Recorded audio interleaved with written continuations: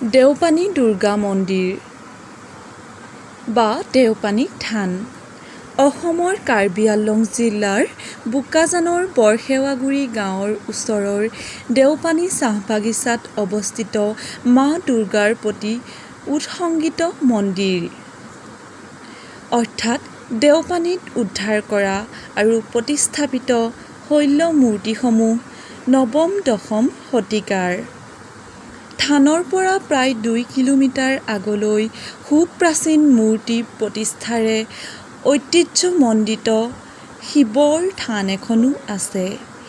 দেওপানী নৈৰ পাৰত পৰ্যটন বিভাগৰ আটক ধুনীয়া নিবাস অৱস্থিত। এতিয়া আপোনালোকক দেওপানীৰ মন্দিৰটো ভালদৰে দেখাওঁ আহকচোন। মা দুৰ্গা মহামায়া আই গোসানী দুৰ্গতি নাশিনী আই মংগলকাৰিণী। মা দুৰ্গা মহামায়া আই গোসানী দুৰ্গতি নাশিনী আই মংগলকাৰিণী। সুৰসী হৈ আয়ে শিৱক বৰিলে আকাশৰ দেৱগণে। দেওপানী মন্দিৰত এই গছডালত বহুতো দূৰ দূৰণিৰ পৰা ভক্তসকলে আহি মনৰ আশা পূৰণৰ বাবে ৰঙা ৰছী বন্ধা হয় আৰু ছাগলী দান, পাৰ দান ইত্যাদি দান এই মন্দিৰত দিয়া হয়।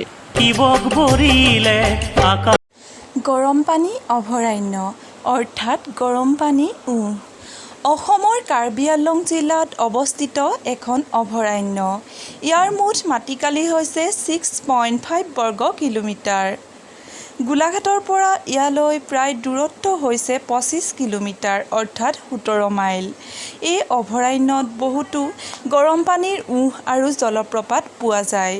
ইয়াত হলৌ বান্দৰ, সোণালী বান্দৰ আদি পোৱা যায় আৰু ইয়াৰ লগতে 51 বিধ অৰ্কিড পোৱা যায়। ইয়াৰ কাষতে আছে গৰমপানী অভয়াৰণ্যৰ ওলমা সাঁকো।